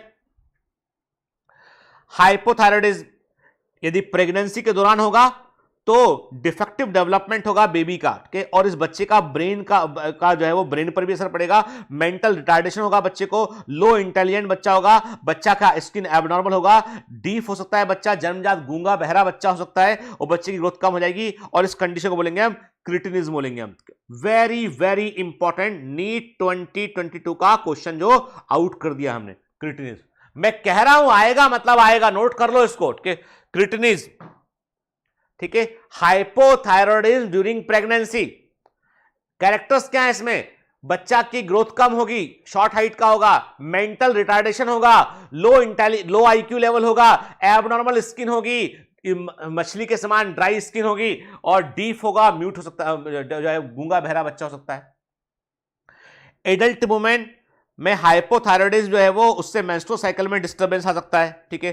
थायराइड ग्लैंड में यदि कैंसर होगा या नोडुल का फॉर्मेशन होगा तो ओवर थायरोक्सिन का ओवर सिक्रेशन होगा, और इससे क्या होगा, इससे abnormal high level of T3 T4 हो जाएगा, और इस कंडीशन को हम हाइपरथायराइडिज्म बोलते हैं, और इससे बॉडी फिजियोलॉजी पर गहरा असर पड़ेगा। ऐसे याद रखो आप कि मेरे एक मित्र थे जो अच्छे बड़े एंडोक्राइनोलॉजिस्ट थे, मित्र तो नहीं बोलूंगा मैं, मित्र तो मेरे संबंध उनसे वैसे, although he is my senior, के वो मेरे सीनियर थे मेडिकल कॉलेज के अंदर। भोपाल के बच्चे जानते होंगे को उनका नाम है doctor Sachin Chittawar. Doctor Sachin Chittawar one of the leading endocrinologist थे मध्य प्रदेश के अंदर, और भोपाल में बंसल हॉस्पिटल में शायद जुड़े हुए वो। तो डॉक्टर चित्तावर जो है, एक बार ऐसी बात चल रही थी, उन्होंने बताया कि देखो ऐसा है जितेंद्र की जो थायराइड ग्लैंड जो है ना वो ऐसी है जैसे घर में खाना पकाते हैं गैस का बर्नर है। गैस का बर्नर जो है, यदि आप खाना पकाने के लिए आपने कोई बर्तन ऊपर रखा है, आपने आग बहुत तेज बहुत हाई फ्लेम पे रखा आपने, तो आपका खाना जल जाएगा, और आपने फ्लेम एकदम लो रखा है तो खाना पकेगा ही नहीं। तो आपको सही फ्लेम पे सही आग में खाना रखोगे आप तो खाना सही पकेगा। तो थायराइड ग्लैंड भी बिल्कुल गैस के बर्नर के समान है, ज्यादा काम करेगी तो आपका बॉडी का पूरा फूड फटाफट जल जाएगा, आप दुबले पतले हो जाओगे, आपका पसीना अधिक आएगा, आंखें बाहर निकल आएंगी, ऐसा लगेगा कि कोई मुर्दा जो है वो उठ के बाहर आ गया है। ग्रेव्स डिजीज, ग्रेव्स डिजीज बोलते हैं इसको, एक्सोथर्मिक डायगॉइटर के आंखें बाहर निकल आई हैं। हाइपरथायराइडिज्म होता है, बॉडी एकदम पतला हो गया, एकदम वजन लूज हो गया है, चल रहा है सब बॉडी में, तेज पसीना आ रहा है, घबराहट हो रही है, बार बार एसी चलाने का मन कर रहा है, हाइपरथायराइडिज्म। और यदि बर्नर लो है, हाइपोथायराइडिज्म, चलो चलते हैं घूमने, अभी नहीं, एकदम आलसी, बॉडी में मेटाबॉलिज्म स्लो डाउन हो गया है, बॉडी में फ्लूइड रिटेंशन हो गया है, मोटे होते चले जा रहे हैं लगातार, के समझ नहीं आ रहा है कि क्यों मोटे हो रहे हैं, खा भी नहीं रहे तब भी मोटे हो रहे हैं, थकान रहने लगी है, सोचने का मन नहीं करता, चिड़चिड़ापन रहने लगा, नींद आती है खूब दिन भर के, हाइपोथायराइडिज्म। तो ठीक बैलेंस रहेगा तो सब कुछ ठीक रहेगा। तो मतलब दुधारी तलवार है ये, कम हुआ तो प्रॉब्लम, अधिक हुआ तो प्रॉब्लम, ठीक है ना। चलिए फिर एक्सोप्थाल्मिक गॉइटर का मतलब हाइपरथायराइडिज्म में जो है आपकी थायराइड ग्लैंड जो है उसका साइज बढ़ जाता है और आपकी आई बॉल बाहर निकल, आंखें बाहर निकल आती हैं, ठीक है। डरावना देखना था व्यक्ति किसी जो है वो कोई जो है भूत उठ के आ गया, ऐसी आंखें बाहर दिखाई पड़ती है, ठीक है। मेटाबॉलिक रेट बढ़ जाता है, इसे ग्रेव्स, इसीलिए इसको ग्रेव्स डिजीज कहते हैं। तो ग्रेव्स डिजीज किससे होता है? हाइपरथायराइडिज्म से होता है, ठीक है। थायराइड हार्मोन जो होते हैं they play very important role in the regulation of the basal metabolic rate, ठीक है। और ये इसके अलावा रेड ब्लड सेल के फॉर्मेशन में भी रोल प्ले करते हैं। थायराइड हार्मोन जो है वो आरबीसी के फॉर्मेशन में भी रोल प्ले करते हैं। ये कार्बोहाइड्रेट, प्रोटीन और फैट के मेटाबॉलिज्म को कंट्रोल करते हैं। ये वाटर और इलेक्ट्रोलाइट बैलेंस को मेंटेन करने में भी रोल प्ले करते हैं, ठीक है। थायराइड ग्लैंड जो होता है उससे एक हार्मोन और भी निकलता है जो प्रोटीन हार्मोन है, वो है थायरोकैल्सिटोनिन के। ये ब्लड कैल्शियम लेवल को रेगुलेट करता है, ये ब्लड कैल्शियम लेवल को ये रेगुलेट करता है, थायरोकैल्सिटोनिन, ठीक है ना। ह्यूमंस में क्या होता है बेटा? ह्यूमंस में जो है वो पैराथायराइड ग्लैंड संख्या में 4 होती हैं, एक लो थायराइड के लेब में 2 होती हैं, तो कुल 2 लोब होते हैं, 4 होती हैं, उनके थायराइड के बैक साइड में होती हैं। और इससे जो प्रोटीन हार्मोन निकलता है वो होता है पैराथायराइड हार्मोन, होता है पीटीएच होता है, जो कि ब्लड कैल्शियम लेवल को बढ़ाता है, ब्लड में कैल्शियम लेवल को बढ़ाता है। थायरोकैल्सिटोनिन ब्लड में कैल्शियम लेवल को कम करता है, थायरोकैल्सिटोनिन ब्लड में कैल्शियम लेवल को कम करता है, पैराथार्मोन ब्लड में कैल्शियम लेवल को बढ़ाता है, ठीक है। तो ये क्या करता है? ये बोन पर काम करता है, पीटीएच बोले तो पैराथार्मोन, और ये बोन में से कैल्शियम को बाहर निकालता है और ये कैल्शियम को जो है वो, इसके अलावा रीनल ट्यूब्यूल से कैल्शियम का रीअब्जॉर्प्शन भी करता है ये। और कुल मिलाकर ये हाइपर कैल्सिमिक हार्मोन है, मतलब ब्लड के अंदर कैल्शियम का लेवल बढ़ाना, हाइपर कैल्सिमिक कंडीशन को क्रिएट करना पैराथार्मोन का काम होता है। जबकि थायरोकैल्सिटोनिन जो है वो हाइपोकैल्सिमिक हार्मोन है जो ब्लड में कैल्शियम लेवल को कम करता है। दोनों हार्मोन का लेवल ब्लड कैल्शियम लेवल को बनाए रखता है, ठीक है। थाइमस ग्लैंड की बात करते हैं। ये बोर तो नहीं लग रहा ना? समझ में आ रहा है बेटा बराबर में क्या बोल रहा हूं? देखो यार, ये तो हम बचपन से पढ़ते आ रहे हैं, थायराइड ग्लैंड, ये ग्लैंड, वो ग्लैंड, है ना, उसी को हम रिकॉल कर रहे हैं, उसी को हम रिवाइज कर रहे हैं। बराबर समझ में आ रहा है ना? बोर तो नहीं हो गए? पक्का? चलिए, थाइमस ग्लैंड लोबुलर स्ट्रक्चर होता है जो लंग्स के पीछे पाई जाती है, बिहाइंड स्टर्नम के पीछे होती है, एरोटा के वेंट्रल। अब ये लोकेशन याद रखना बेटा एग्जाम में के, एरोटा से आगे होती है वेंट्रल साइड में, स्टर्नम के पीछे होती है, लोब के लोबुलर स्ट्रक्चर होता है और इसका मेन रोल होता है, ये इम्यून सिस्टम का पार्ट होती है। याद है आपको, टी लिम्फोसाइट थाइमस से बनकर आते हैं, थाइमस से मॉडिफाई होकर आते हैं, ठीक है। ये पेप्टाइड हार्मोन रिलीज करती है, थाइमोसिन बोलते हैं। थाइमोसिन जो होता है टी लिम्फोसाइट के डिफरेंशिएशन में रोल प्ले करता है और ये सेल मीडिएटेड इम्यूनिटी का पार्ट होता है, ठीक है। और इसके अलावा याद रखिए, ये सेलुलर इम्यूनिटी जो हेल्पर टी सेल होती है, वो सेल जो है वो सेलुलर इम्यूनिटी को के साथ साथ जो है वो ह्यूमरल इम्यूनिटी को, एंटीबॉडी के प्रोडक्शन को भी प्रमोट करती है, ठीक है। तो याद है रखना, थाइमोसिन जो होता है ये टी लिम्फोसाइट के डिफरेंशिएशन में रोल प्ले करता है, सेल मीडिएटेड इम्यूनिटी को प्रोवाइड करने में रोल प्ले करता है, साथ साथ में ये ह्यूमरल इम्यूनिटी पर भी अपना असर डालता है, ठीक है। जैसे जैसे उम्र बढ़ती है थाइमस ग्लैंड का साइज छोटा होने लगता है, ठीक है। और ओल्ड एज में ये बहुत छोटी आती है, इसलिए थाइमोसिन का लेवल घट जाता है, इसलिए ओल्ड एज में इम्यूनिटी कम हो जाती है, ठीक है। एड्रिनल ग्लैंड जो होती है वो एक जोड़ा होती है, अरे किडनी के ऊपर होती है, टोपी के समान, ठीक है, एक लेफ्ट एक राइट, ठीक है। तो किडनी के ऊपर होती है, ये किडनी के एंटर पार्ट में पाई जाती है और ये 2 प्रकार के टिश्यूज में होते हैं, एड्रिनल मेडुला, एड्रिनल कॉर्टेक्स, ठीक है ना, एड्रिनल मेडुला, एड्रिनल कॉर्टेक्स, ठीक है। इसीलिए जब कभी किसी व्यक्ति का किडनी ट्रांसप्लांटेशन होता है, सुनना बात ध्यान से, कि जब किसी व्यक्ति का किडनी ट्रांसप्लांटेशन होता है ना, तो उसकी पुरानी किडनी जो काम नहीं कर रही है ना, उसको निकालते नहीं है, उसको रख ही रहने देते, उसका पर है ना, वो काम नहीं कर रही है पर जिंदा है, वो नॉट फंक्शनिंग प्रॉपरली पर जिंदा है वो, क्योंकि उसके ऊपर एड्रेनल ग्लैंड भी तो जुड़ा हुआ है। वो कहां से लाओगे? किडनी को तुम अकेला हटा नहीं सकते हैं, वो जुड़ा ही हुआ ऊपर, उसके उठ के लगा हुआ है, तो किडनी के ऊपर जो ग्लैंड है वो एड्रेनल ग्लैंड प्रेजेंट है, इसलिए जब कभी आप सोनोग्राफी करते हो आपको 3 किडनी दिखाई पड़ती हैं, तो समझ जाना आप किसको किडनी ट्रांसप्लांट हुई है उसको। तो किडनी ट्रांसप्लांट वाले व्यक्ति में 3 किडनी दिखाई पड़ेंगी, और जिसने किडनी डोनेट की उसको 1 ही किडनी दिखाई पड़ेगी। किडनी जिसको ट्रांसप्लांट की है उसमें 3 किडनी है, 2 किडनी काम नहीं कर रही है, तभी 1 किडनी एक्स्ट्रा लगाया लाके उसको। 1 किडनी का पूरी जिंदगी के लिए काफी होती है, ठीक है।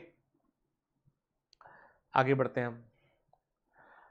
Under production of hormone by adrenal cortex alters carbohydrate metabolism causing acute weakness and fatigue leading to disease Addison disease. क्या बोल रहा है? एड्रेनल कॉर्टेक्स यदि जो है वो कम काम करता है, एड्रेनल कॉर्टेक्स यदि कम काम करता है तो उससे कार्बोहाइड्रेट मेटाबॉलिज्म पर असर पड़ता है, व्यक्ति थका रहने लगता है, बहुत वीकनेस उसको आती है, उसे एडिशंस डिजीज कहते हैं, ठीक है। तो याद रखना, एड्रेनल कॉर्टेक्स के हार्मोन की डिफिशियंसी होने पर, मतलब हमने आपसे क्या कहा, हमने कहा आपसे ग्लूकोकॉर्टिकॉइड्स की डिफिशियंसी होने पर जो है वो क्या होता है कि कार्बोहाइड्रेट मेटाबॉलिज्म स्लो डाउन पड़ जाता है बेटा, ठीक है। बीमारी क्या होती है? बीमारी को बोलते हैं हम एडिशंस डिजीज कहते हैं हम, ठीक है, क्लियर। ये देखो आप एड्रेनल ग्लैंड दिखाई पड़ रही है आपको, एड्रेनल कॉर्टेक्स है और एड्रेनल मेडुला है आपको, ठीक है ना, क्लियर। कॉर्टेक्स के हार्मोन क्या है? ग्लूकोकॉर्टिकॉइड और मिनरलोकॉर्टिकॉइड है बेटा, कॉर्टिसोल एंड एल्डोस्टेरोन, ठीक है। एड्रेनल मेडुला जो है वो 2 हार्मोन रिलीज करता है, एड्रेनलिन और नॉर एड्रेनलिन, ठीक है ना। एड्रेनलिन को एपिनेफ्रिन बोलते हैं, नॉर एड्रेनलिन को हम नॉर एपिनेफ्रिन बोलते हैं। इन दोनों को मिला के एक साथ कैटेकोलामाइंस बोलते हैं। ये इमरजेंसी हार्मोन कहलाते हैं, या हार्मोन फॉर फाइट और फ्लाइट कहते हैं। नीट 2022 का क्वेश्चन, ठीक है। इन्हें हम कैटेकोलामाइन कहते हैं, या इमरजेंसी हार्मोन कहते हैं, या hormone for fight and flight कहते हैं हम, ठीक है। ये अलर्टनेस को बढ़ाते हैं, प्यूपल्स के डायलेशन को बढ़ाते हैं, ये हमारे घबराहट होने पर हमारी स्किन के बाल खड़े आते हैं, रोंगटे खड़े होना बोलते हैं। तो रोंगटे खड़े होने वाला हार्मोन क्या है? एड्रेनल मेडुला के हार्मोन के स्वेटिंग होने लगता है। ये दोनों हार्मोन जो है हार्ट बीट को बढ़ाते हैं, हार्ट के कॉन्ट्रैक्शन की स्ट्रेंथ को बढ़ाते हैं, रेट ऑफ रेस्पिरेशन को बढ़ाते हैं, कुल मिलाकर भागने को या लड़ने को तैयार करते हैं। साथ में ग्लूकोज की सप्लाई बढ़ा देते हैं ब्लड में, ग्लाइकोजन से ग्लूकोज निकाल के ब्लड में डाल देंगे। तो कुल मिलाकर ये हार्मोन आपको एनर्जी प्रोवाइड करते हैं, ताकत प्रोवाइड करते हैं भागने के लिए या लड़ने के लिए, ठीक है, इमरजेंसी हार्मोन, ठीक है। एड्रेनल कॉर्टेक्स जो होता है उसको हम 3 हिस्सों में बांटते हैं। जोना रेटिकुलरिस इनर लेयर है, जोना फेसिकुलेटा मिडिल लेयर है, और जोना ग्लोमेरुलसा आउटर लेयर के। ये लेयर्स बेटा याद रखना के। एड्रेनल कॉर्टेक्स में 3 लेयर होती है के। जोना रेटिकुलरिस अंदर वाली लेयर है, जोना ग्लोमेरुलसा आउटर लेयर है, और जोना फेसिकुलेटा मिडिल लेयर होती है, ठीक है। एड्रेनल कॉर्टेक्स से कॉर्टिकॉइड हार्मोन निकलते हैं। ग्लूकोकॉर्टिकॉइड क्या होता है? कॉर्टिसोल, कार्बोहाइड्रेट मेटाबॉलिज्म से संबंध है इसका। मिनरलोकॉर्टिकॉइड क्या होता है आपका? एल्डोस्टेरोन मिनरलोकॉर्टिकॉइड है, और ये वाटर और इलेक्ट्रोलाइट बैलेंस में काम करता है। पहले ही बात किया हमने इसके ऊपर, ठीक है, क्लियर। आगे बढ़ते हैं। ग्लूकोकॉर्टिकॉइड ग्लूकोनियोजेनेसिस, नियो मतलब नया, ग्लूकोज को नया बनाना, मतलब जो ग्लूकोज नहीं है मान लो तो एमिनो एसिड को ग्लूकोज में कन्वर्ट करना, फैट को ग्लूकोज में कन्वर्ट करना, ठीक है। वो सारा काम कौन करता है? वो ग्लूकोकॉर्टिकॉइड करते हैं। ग्लूकोनियोजेनेसिस मतलब वो किसी भी चीज से ग्लूकोज को बना सकते हैं। लाइपोलाइसिस लिपिड को तोड़ना, प्रोटीन को तोड़ना, ठीक है ना। फिर इसके अलावा जो है वो सेलुलर अपटेक और एमिनो एसिड के सेलुलर अपटेक और यूटिलाइजेशन को कम करना, क्योंकि वास्तव में इसको ग्लूकोज में कन्वर्ट कर रहे होते हैं। तो ये काम कौन करता है? ग्लूकोकॉर्टिकॉइड करता है। कॉर्टिसोल जो है ये हमारे कार्डियोवास्कुलर सिस्टम पर और किडनी फंक्शन पर भी अपना असर डालते हैं, ठीक है। याद रखिए कॉर्टिसोल जो है वो ग्लूकोकॉर्टिकॉइड है, जो कार्बोहाइड्रेट मेटाबॉलिज्म में तो रोल प्ले करता ही है, साथ में ये कुछ और भी काम करता है, क्योंकि स्टेरॉइडल प्रकृति का हार्मोन होता है कॉर्टिसोल। ये हमारे कार्डियोवास्कुलर सिस्टम को मेंटेन करने में भी रोल प्ले करता है, ये हमारे किडनी फंक्शन में रोल प्ले करता है, एंटी इन्फ्लेमेटरी रिएक्शन इसमें होती है, ये इम्यून सिस्टम को सप्रेस करता है। इसीलिए लोगों ने कहा जब कोविड हुआ, डॉक्टर्स बोले कि जो लोग अच्छे से सोए, कोविड के दौरान जो लोग अच्छे से सोए, जिन्होंने जो है वो कम स्ट्रेस लिया, वो लोग जल्दी हील हो गए, जल्दी ठीक हो गए। वो ज्यादा टेंशन में रहे, कम सोए, उनको जो है ठीक होने में वक्त लगा उनको। आरबीसी प्रोडक्शन को भी जो है वो स्टिमुलेट करता है कॉर्टिसोल। एल्डोस्टेरोन जो होता है ये रीनल ट्यूब्यूल पे काम करता है और ये सोडियम के रीएब्जॉर्प्शन को बढ़ाता है, वाटर के रीएब्जॉर्प्शन को बढ़ाता है और पोटेशियम आयन को ये एक्सक्रीट करता है, फॉस्फेट आयन को एक्सक्रीट करता है। याद रखना, स्पेसिफिक दे रखा है। एल्डोस्टेरोन सोडियम आयन का रीएब्जॉर्प्शन करता है, वाटर का रीएब्जॉर्प्शन करता है, पोटेशियम आयन को एक्सक्रीट करता है, फॉस्फेट को एक्सक्रीट करता है। ठीक है, और इस प्रकार ये इलेक्ट्रोलाइट के बैलेंस को मेंटेन करता है, बॉडी फ्लूइड वॉल्यूम को मेंटेन करता है, ऑस्मोटिक प्रेशर और ब्लड प्रेशर को बनाए रखने में रोल प्ले करता है, क्योंकि ये रास सिस्टम का पार्ट होता है। रेनिन एंजियोटेंसिन एल्डोस्टेरोन सिस्टम का पार्ट भी ये होता है, इसलिए ये ब्लड प्रेशर पर भी अपना असर डालता है। ठीक है, कुछ मात्रा में एंड्रोजेनिक स्टेरॉइड मतलब मेल हार्मोन के समान हार्मोन के कुछ मात्रा में मेल हार्मोन के समान हार्मोन जो है वो एड्रेनल कॉर्टेक्स से निकलते हैं और ये एक्सल हेयर, प्यूबिक हेयर और फेशियल हेयर को ग्रो करते हैं। इसलिए आप देखेंगे कई बार क्या होता है, कई बार कुछ लड़कियों में, गर्ल्स में मुस्टेक्स दिखाई पड़ती है, थोड़ी सी मूछें जाती हैं या चिन पर हेयर्स आते हैं, उसको लेके लड़कियां बड़ी परेशान रहती है कि ये क्यों हो गया है। यदि ऐसा है तो एड्रेनल कॉर्टेक्स के हार्मोन की जांच कराना चाहिए। ठीक है, और बेसिकली ये जस्ट मेल हार्मोन की संख्या के अमाउंट थोड़ा सा बढ़ गया बॉडी के अंदर, इसलिए फीमेल्स में भी टेस्टोस्टेरोन की जांच कराई जाती है। ठीक है, कहीं ये हार्मोन एड्रेनल कॉर्टेक्स से एक्स्ट्रा बनके तो नहीं आ रहे, टेस्टिस नहीं होता है पर एड्रेनल कॉर्टेक्स से वैसा हार्मोन बनने लगता है। इसलिए और ओल्ड एज में आप देखना, कभी कभी ओल्ड एज में मेरे पास एक पेशेंट ने बताया कि बच्चे ने बताया कि उसकी दादी जो हैं वो 80 ईयर की हैं, अचानक से कुछ महीनों में ऐसा हुआ है कि उनके दाढ़ी मूंछ आ गई है, उनके घर वाले पूरे डर गए एकदम से, क्या हो गया ये। तो मैंने बताया कि बेटा उनको एड्रेनल कॉर्टेक्स का कुछ प्रॉब्लम हो सकता है, तो मालूम चला कि भाई कैंसर हो गया वहाँ पे। ठीक है, और ओवर सिक्रेशन होने से जो है वो ये हार्मोन अधिक बन रहा है, इसके चलते जो है वो मुस्टेक्स, दाढ़ी मूंछ आ गए। ठीक है, पैंक्रियास कंपोजिट ग्लैंड है, मतलब इसमें एंडोक्राइन एक्सोक्राइन दोनों पार्ट इसके अंदर होते हैं। Endocrine part islands of Langerhans, ठीक है, ये जिसमें आइसलैंड्स ऑफ लैंगरहैंस पैंक्रियास का एंडोक्राइन पार्ट होता है। इसमें 1 से लेकर 2 मिलियन आइसलेट्स ऑफ लैंगरहैंस एक नॉर्मल पैंक्रियास में होते हैं और ये कुल पैंक्रियाटिक टिश्यू का 1 से 2% ही होता है। और इसमें 2 मेन तरह की सेल होती है, अल्फा सेल और बीटा सेल।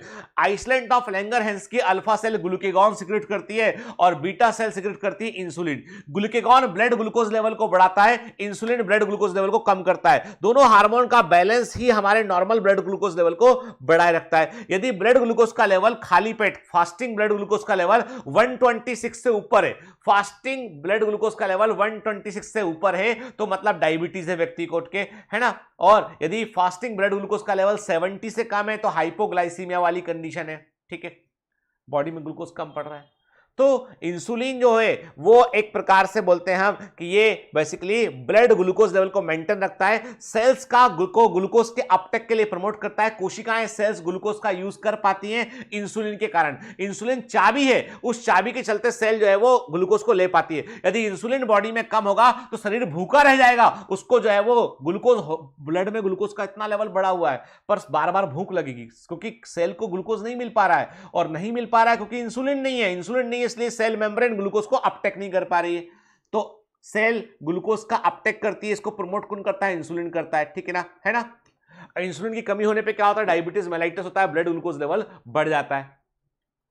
ग्लूकेगॉन अपोजिट काम करता है, ये ब्लड ग्लूकोज लेवल को बढ़ाता है। ये वास्तव में जो स्टोर्ड ग्लाइकोजन है उसको ग्लूकोज में कन्वर्ट करके ब्लड ग्लूकोज लेवल को मेंटेन करने की कोशिश करता है। ठीक है, तो alpha beta cell, alpha cell glucagon release करती है, बीटा सेल इंसुलिन रिलीज करती है। ग्लूकेगॉन पेप्टाइड हार्मोन होता है और ये इंपॉर्टेंट रोल प्ले करता है किसमें? नॉर्मल ब्लड ग्लूकोज लेवल को बनाए रखने में। ये लिवर सेल पे काम करता है, हेपेटोसाइट पे काम करता है। ग्लाइकोजिनोलाइसिस यानी ग्लाइकोजन को तोड़ता है, ग्लाइकोजन को तोड़ना, लाइसिस ऑफ ग्लाइकोजन, ग्लाइकोजिनोलाइसिस करता है, ब्लड ग्लूकोज लेवल को बढ़ाता है। ठीक है, और ये ग्लूकोनियोजेनेसिस भी करवाता है जिससे हाइपरग्लाइसीमिया की कंडीशन बनी रहती है। क्या? ठीक है, ये सेल के द्वारा ग्लूकोज के अपटेक को कम करता है, ब्लड ग्लूकोज लेवल को प्रमोट करता है, बढ़ाता है। हाइपरग्लाइसीमिक हार्मोन होता है। जबकि इंसुलिन एक पेप्टाइड हार्मोन होता है। ठीक है, और इसमें हम देखते हैं कि इसमें जो है वो आपको अल्फा और बीटा, आपको 2 चेन इसमें देखने मिलती है आपको। ठीक है, major role in the regulation of glucose homeostasis में मेजर रोल होता है। ये भी हेपेटोसाइट पे काम करता है, एडिपोसाइट पे काम करता है। ये सेल के ग्लूकोज के अपटेक को बढ़ाता है, उसकी यूटिलाइजेशन को बढ़ाता है, और ये ब्लड ग्लूकोज को जो है वो हेपेटोसाइट और एडिपोसाइट में इसको जो है वो यूज कराता है। मतलब ये ब्लड के अंदर से ग्लूकोज लेवल को कम करता है, हाइपोग्लाइसीमिया करता है ये, और इसलिए ये जो है वो ग्लूकोज को ग्लाइकोजन में कन्वर्ट करने में रोल प्ले करता है। ठीक है, हमारे ब्लड के अंदर ग्लूकोज का जो लेवल मेंटेन करने वाले दो हार्मोन होते हैं, इंसुलिन कम करने वाला, ग्लूकागॉन बढ़ाने वाला, दोनों के बैलेंस से ही ब्लड ग्लूकोज लेवल मेंटेन रहता है। ठीक है, लंबे समय तक यदि ब्लड ग्लूकोज लेवल बढ़ा रहेगा तो डायबिटीज मेलाइटस की कंडीशन होगी। और इस डायबिटीज मेलाइटस के सिम्टम क्या होते हैं कि ब्लड के अंदर ग्लूकोज लेवल बढ़ जाता है, जिसके चलते जब ब्लड को फिल्टर करते हैं तो यूरिन के अंदर भी ग्लूकोज लेवल बढ़ के आता है। तो जब यूरिन में ग्लूकोज अधिक मात्रा में बाहर निकलता है, यूरिन से ग्लूकोज बाहर निकल रहा होता है, ग्लाइकोसूरिया बोलते हैं। और जब यूरिन के अंदर कीटोन बॉडी होते हैं, कीटोनूरिया बोलते हैं, तो ब्लड में ग्लूकोज लेवल का बढ़ जाना, ब्लड में कीटोन बॉडीज का बढ़ जाना। अब ये कीटोन बॉडी क्यों बढ़ती है? क्योंकि ग्लूकोज सेल यूज नहीं कर पा रही है तो वो फैट यूज करती है। जब सेल ग्लूकोज यूज नहीं कर पा रही तो फैट यूज करती है, और जब भी फैट का यूज होगा तो कीटोन बॉडीज बनेंगे, तो कीटोनूरिया होने लगता है। ठीक है, चलिए थोड़ा इसको इतना देखिए, फिर हम आगे बढ़ते हैं इसमें।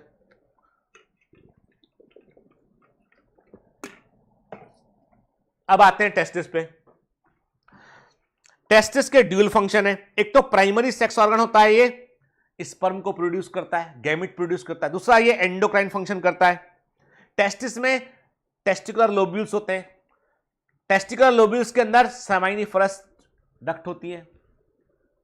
उन सेमाइनिफरस डक्ट के बीच में खाली जगह होती है, इंटरस्टिशियल स्पेस होती है, और उस इंटरस्टिशियल स्पेस में होती है लीडिक सेल्स। पढ़ेंगे हम ह्यूमन रिप्रोडक्शन तब बात करेंगे। लीडिक सेल जो होती है वो सेमाइनिफरस ट्यूब्यूल के बीच में पाई जाती है, और ये लीडिक सेल जो होती है इनको इंटरस्टिशियल सेल भी कहते हैं, और ये टेस्टोस्टेरोन या एंड्रोजन को ये रिलीज करती है। और ये एंड्रोजन जो होता है ये मेल कैरेक्टर के लिए रिस्पॉन्सिबल होता है। मेल एक्सेसरी सेक्स ऑर्गन से जो है वो एपिडाइमिस का डेवलपमेंट, वास डिफरेंस का development, seminal vesicle, prostate gland, urethra, इसका डेवलपमेंट को इनकी फंक्शनिंग को ये कंट्रोल करता है। और ये मस्कुलर ग्रोथ कराता है, ये फेशियल है, चेहरे पर बालों का आना, दाढ़ी का आना, ठीक है ना, एग्रेसिव नेचर का होना, वॉइस का लो यानी आवाज का भारी होना, ये सब जो है वो टेस्टोस्टेरोन के प्रभाव में होता है। यानी टेस्टोस्टेरोन जो है पूरे मेल कैरेक्टर को कंट्रोल करता है। ये जो है जो एक्सेसरी सेक्स ऑर्गन हुआ, एपिडाइमिस हुआ, जहां पर स्पर्म अपने आप को स्टोर करते हैं, वास्ट डिफरेंस स्पर्म को कैरी करता है। सेमाइनल वेसिकल सिक्रेशन होते हैं, इसके सीमेन में बनाने में काम आते हैं। प्रोस्टेट ग्लैंड सीमेन के सिक्रेशन को में रोल प्ले करता है। यूरेथ्रा के इन सब के डेवलपमेंट में रोल प्ले करता है। ये मस्कुलर ग्रोथ में, फेशियल और एक्सिलरी हेयर, एग्रेसिवनेस और सब में टेस्टोस्टेरोन रोल प्ले करता है। ठीक है, एंड्रोजन जो होते हैं ये बेसिकली मेजर रोल प्ले करते हैं स्पर्म के फॉर्मेशन में with the help of FSH also. ठीक है, एंड्रोजन जो होते हैं वो सेंट्रल नर्वस न्यूरल सिस्टम पे काम करते हैं, ये मेल सेक्सुअल बिहेवियर को कंट्रोल करते हैं। कि एंड्रोजन के कारण ही मेल सेक्सुअल बिहेवियर जो है वो डेवलप होता है। लिबिडो, लिबिडो का मतलब होता है हम कहते हैं डिजायर टू हैविंग, मतलब समझ लीजिए कि इसको बोलते हैं कि ये मेल सेक्सुअल अट्रैक्शन के मेल के अंदर जो फीमेल के प्रति सेक्सुअल अट्रैक्शन होता है उसके लिए लिबिडो वर्ड यूज करते हैं, और इसके लिए एंड्रोजन रोल प्ले करता है। ठीक है, और ये एंड्रोजन एनाबॉलिक सिंथेटिक इफेक्ट भी देता है, और ये बॉडी बिल्ड करने में भी रोल प्ले करता है। इसलिए कई लोग जो जिम जाते हैं या जो बॉडी बनाना चाहते हैं वो लोग स्टेरॉइड के इंजेक्शन लगवा लेते हैं। लॉन्ग टर्म में बड़ा नुकसान है उसका, लेकिन वो इसलिए ताकि जल्दी से मसल्स दिखाई पड़ने लगे, और वो उसके कारण क्या होता है उनका बिहेवियर बदल जाता है उनका। ठीक है, मैंने देखा कि एक बंदा जिसके बारे में जिम में मेरा ट्रेनर बताया था कि कोई व्यक्ति वहां पे आता है जिम में, बहुत एग्रेसिव नेचर है उसका, कि वहां पे वो क्या होता है जिम में म्यूजिक बजता है, थोड़ा म्यूजिक लाउड है तो जाके जो म्यूजिक बजाने वाले को जाके कॉलर पकड़ लेगा, लड़ने तैयार पूरे समय। ठीक है, अजीब सा व्यवहार करेगा। उसने बताया कि इसलिए है क्योंकि ये सुबह शाम स्टेरॉइड के इंजेक्शन ले रहे हैं। अच्छा बॉडी बना लिया उन्होंने, लेकिन उससे पूरा व्यवहार, मानसिक संतुलन पूरा बिगड़ गया। तो हार्मोन्स मल्टीपल इफेक्ट देते हैं, ऐसा नहीं कि आप सोच रहे हैं कि इससे ऐसा होगा इसलिए ऐसा कर लो। ठीक है,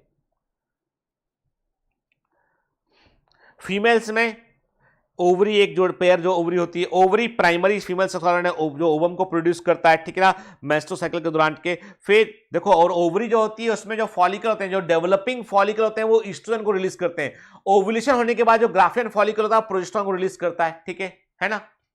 तो ब्लड कैल्शियम लेवल, अब मैंने आपको बताया था पिछली क्लास में कि कैल्शियम लेवल है ना, महिलाओं में ईस्ट्रोजन का लेवल है, मेनोपॉज के बाद महिलाओं में ईस्ट्रोजन का लेवल कम होने लगता है। जब महिलाओं में ईस्ट्रोजन का लेवल कम होने लगता है उसके चलते ब्लड कैल्शियम लेवल भी कम होने लगता है। ठीक है, तो ईस्ट्रोजन की कमी होने पर कैल्शियम लेवल में कमी आती है, इसलिए ऑस्टियोपोरोसिस का खतरा महिलाओं को अधिक होता है।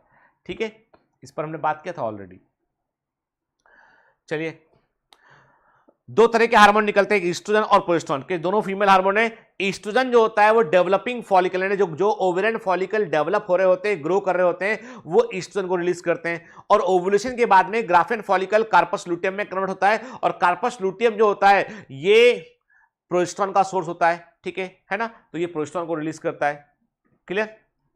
ईस्ट्रोजन जो होता है ये सेकेंडरी फीमेल सेक्सुअल कैरेक्टरिस्टिक के लिए रिस्पॉन्सिबल है। ये ओवरियन फॉलिकल की जो है वो डेवलप होने में भी रोल प्ले करता है। ये फीमेल कैरेक्टरिस्टिक के लिए रिस्पॉन्सिबल होता है। मेमोरी ग्लैंड के डेवलपमेंट के लिए, फीमेल सेक्सुअल बिहेवियर के लिए ईस्ट्रोजन रिस्पॉन्सिबल होता है, ठीक है। ठीक। प्रोजेस्टेरोन जो होता है ये प्रेगनेंसी को सपोर्ट करता है, और ये मेमोरी ग्लैंड पे भी काम करता है। ये उसमें मेमोरी ग्लैंड में एल्वुलाई जो मतलब जो थैली के समान स्ट्रक्चर होते हैं मेमोरी ग्लैंड में, एल्वुलाई कहते हैं, वहां पर मिल्क के स्टोर होने के लिए ये स्ट्रक्चर बनते हैं, इनके फॉर्मेशन में रोल प्ले करता है। मिल्क सिक्रेशन में भी प्रोजेस्टेरोन का इंपॉर्टेंट रोल होता है, ठीक है।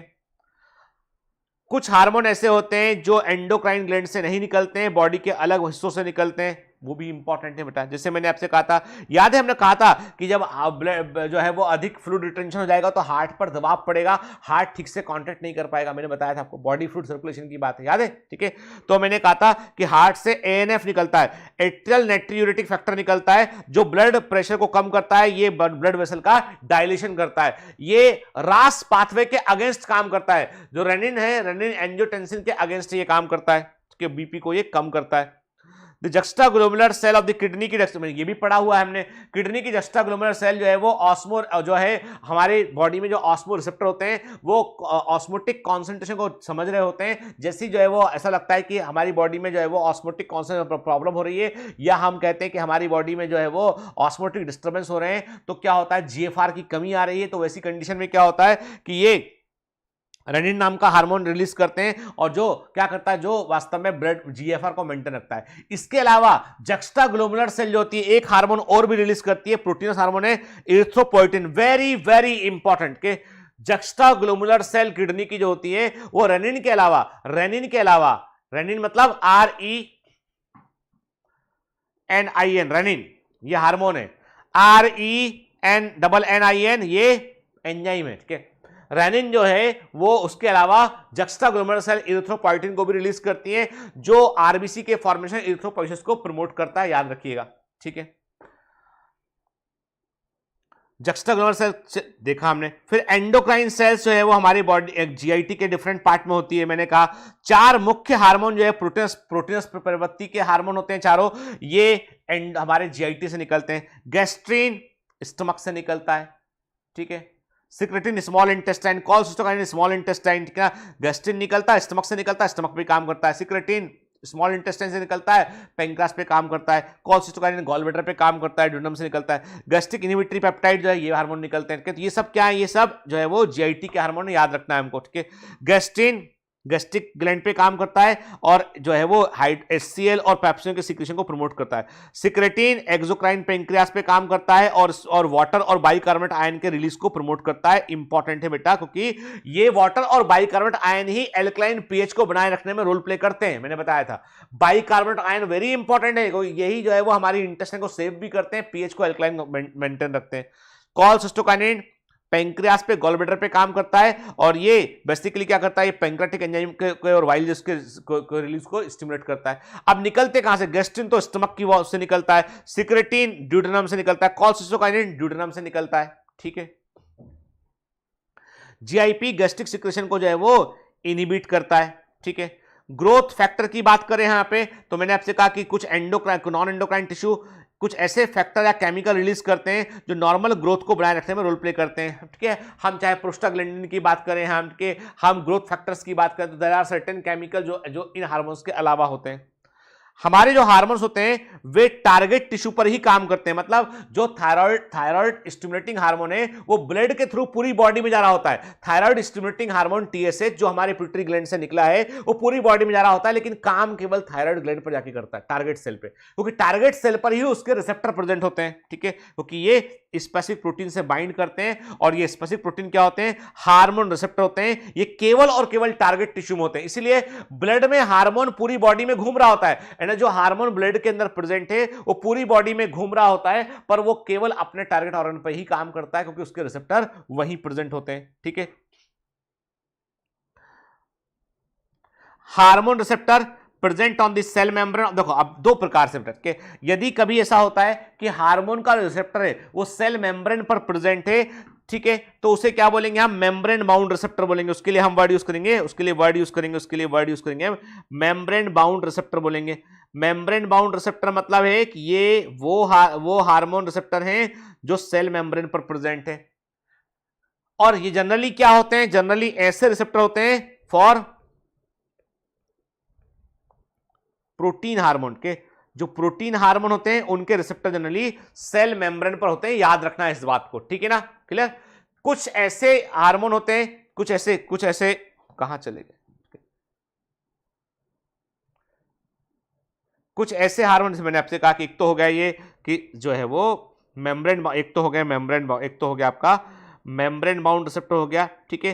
कुछ ऐसे हार्मोन होते हैं जिनके रिसेप्टर जो है वो मेम्ब्रेन पर नहीं होते हैं, वे न्यूक्लियस में होते हैं, न्यूक्लियस में डीएनए के पास होते हैं, वो होते हैं न्यूक्लियर रिसेप्टर्स होते हैं वो, ठीक है, ये न्यूक्लियस में होते हैं। और ये जनरली किनके लिए होते हैं, ये होते हैं basically steroidal hormone, steroidal hormone के लिए। स्टेरॉयडल हार्मोन सीधा डीएनए पे जाके बात करते हैं, और मेम्ब्रेन बाउंड रिसेप्टर जो होते हैं वो होते हैं प्रोटीन हार्मोन के लिए होते हैं, ठीक है ना, याद रखना एक कॉमन चीज है कि यानी प्रोटीनस हार्मोन का रिसेप्टर मेम्ब्रेन पे प्रेजेंट होगा, जबकि स्टेरॉयडल हार्मोन का रिसेप्टर जो है वो डीएनए के पास होगा, न्यूक्लियस में होगा वो, ठीक है ना। इंट्रासेलुलर रिसेप्टर भी कहते हैं, सेल के अंदर होते हैं। इसलिए जब एक हार्मोन अपने रिसेप्टर से जुड़ता है तो ये क्या करता है, ये हार्मोन रिसेप्टर कॉम्प्लेक्स को बनाता है, और इससे कुछ बायोकेमिकल चेंज होते हैं टारगेट टिश्यू में, और ये हर एक रिसेप्टर जो है अपने एक हार्मोन के लिए स्पेसिफिक होता है, और इसलिए हार्मोन के रिसेप्टर भी स्पेसिफिक होते हैं, और यही चेंजेस के चलते जो है वो हार्मोन का एक्शन हमको सेल पर देखने मिलता है। मतलब हार्मोन के लिए रिसेप्टर स्पेसिफिक होते हैं, एक हार्मोन अपने ही तरह के रिसेप्टर से जाकर जुड़ता है, जब जैसे जुड़ेगा उसके बाद क्या करेगा, उसके बाद वो उसके अंदर कुछ चेंज, सेल के अंदर चेंजेस करेगा, और वही चेंज जो है वो हार्मोन का एक्शन के रूप में देखे जाते हैं, ठीक है। जब हार्मोन रिसेप्टर जुड़ता है तो क्या होगा बेटा, मैंने कहा ये हार्मोन रिसेप्टर कॉम्प्लेक्स को बनाएगा, और इससे क्या होगा, बायोकेमिकल चेंज देखने मिलेंगे, ठीक है, अभी देखा हमने, और ये रिसेप्टर स्पेसिफिक होते हैं।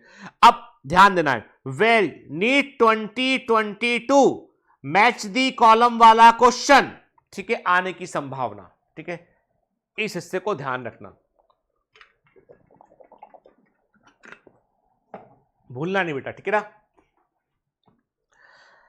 केमिकल नेचर के आधार पे हार्मोन एक होते हैं प्रोटीनस हार्मोन, प्रोटीन वाले हार्मोन जो प्रोटीन से पॉलीपेप्टाइड से बने होते हैं, insulin, glucagon, pituitary hormone, hypothalamic hormone, ये सब प्रोटीन से बने होते हैं। स्टेरॉयडल हार्मोन कौन से होते हैं बेटा, कॉर्टिसोल एड्रेनल कॉर्टेक्स से निकलता है, टेस्टोस्टेरोन टेस्टिस से निकलता है, एस्ट्रेडियोल प्रोजेस्टेरोन ओवरी से निकलते हैं, ये स्टेरॉयडल हार्मोन होते हैं, ठीक है।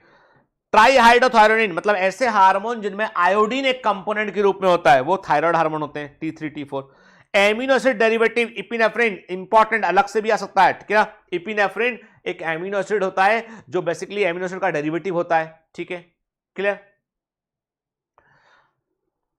Hormone which interact with membrane bound receptor, ये जनरली क्या होते हैं, जो मेम्ब्रेन बाउंड रिसेप्टर से जो हार्मोन जुड़ते हैं वो अपनी इंफॉर्मेशन डीएनए को भेजने के लिए, देखो जो भी काम करेगा सेल में वो डीएनए काम करेगा, सेल में जो भी काम करेगा वो डीएनए काम करेगा। तो मेम्ब्रेन बाउंड रिसेप्टर मतलब प्रोटीनस हार्मोन मेम्ब्रेन पे आया, उसने अपनी इंफॉर्मेशन मेम्ब्रेन को दी, मेम्ब्रेन फिर इंफॉर्मेशन को के आधार पर एक दूसरे केमिकल को बोलेगी कि जाकर डीएनए को बता दो, जाकर डीएनए को बता दो कि ये मैसेज आया था।